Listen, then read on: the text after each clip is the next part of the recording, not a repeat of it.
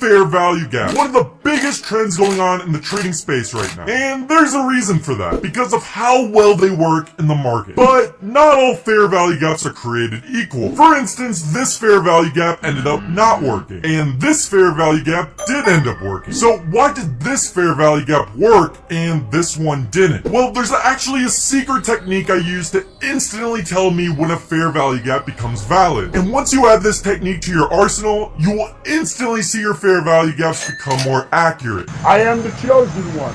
To begin, we first have to go over what a fair value gap actually is. We can have bullish fair value gaps and bearish fair value gaps. A fair value gap is simply when price moves up or down an insane amount, creating a huge candle. The price moved up so quickly that it actually didn't give sellers enough time to counteract this movement, creating an imbalance in the market. Naturally, sellers will want to retest this zone. You can mark a fair value gap by simply marking the candle's top wick before the big move to the candle's lower wick after the big move. This zone is the fair value gap itself. If you look at your chart, you will see these gaps everywhere. Oftentimes, price will want to come back down to this zone, fill the imbalance, and retrace back up to test the highs again, which we can use to our advantage and profit off this move. But if you've ever traded fair value gaps before, you'll quickly notice it doesn't work 100% of the time. This is because you probably traded an invalid fair value gap. But what makes a fair value gap valid? Well, there's actually 6 key factors that need to be true in order for a fair value gap to be valid. The first one is the fair value gap must be unmitigated. What I mean by that is, since the whole point of a fair value gap is to have price surge and not give the opposite side a chance to react, this zone must not be tested in order for it to work. So here, right after the fair value gap was created, price came back down to it directly after, then continued to rise. So if price came back down to the zone again, we would not consider this fair value gap valid, as it's already been tested here. If you want a fair value gap to be valid, it must be unmitigated and not have been tested before. Moving on to point number 2. The second way to see if a fair value gap is valid is by making sure to check the reaction of the candle inside the fair value gap. We want the reaction of the candle to either close inside of the fair value gap or for it to close in the direction of the zone. So here, the candle broke through the fair value gap and end up closing below the gap. If this happens, this makes this gap invalid. What we want to see is something like this, where price closes in the fair value gap, giving us a safe entry. It's completely okay if a wick goes through the fair value gap like this, but ends up closing inside the gap. As long as the candle closes inside the gap or in the direction of the gap, we are good for an entry. Moving on to the third factor of a valid fair value gap. One way to make sure you're trading a strong fair value gap is by adding other confluences. One way to do that is through support and resistance. So here on the chart, price made an untested bullish fair value gap. But if we look closely, we can see price created a support over here. And it also just so happens to be right in the middle of the fair value gap. This is a great confluence and will raise the chances of the fair value gap to work. Same thing with bearish fair value gap. You want to find a prior resistance that coincides with the fair value gap. Find this and it'll make your gaps a lot stronger. Moving on to factor number 4. As I was saying before, some fair value gaps are stronger than others and have a lot more priority. An easy way to do this is to mark the fair value gaps by where they are on the chart. So here on this chart, we have multiple bullish fair value gaps. The lowest fair value gaps will always be the strongest and have the highest priority, while the highest fair value gaps will be the weakest and have the lowest priority. So in a perfect scenario, you should try to trade the lowest fair value gap possible. Same thing with bearish fair value gaps. If you have multiple bearish fair value gaps on one chart, the highest fair value gap should have the most priority. This will help your chances of finding the one that works. Moving on to factor number 5. Factor number 5 goes along with factor number 4, picking a fair value gap with the highest priority. What you want to do is go on TradingView and pick the GAN box tool right here. Go to the settings of it and make sure the price levels are 0, 0.5, and 1. This will give you something that looks like this.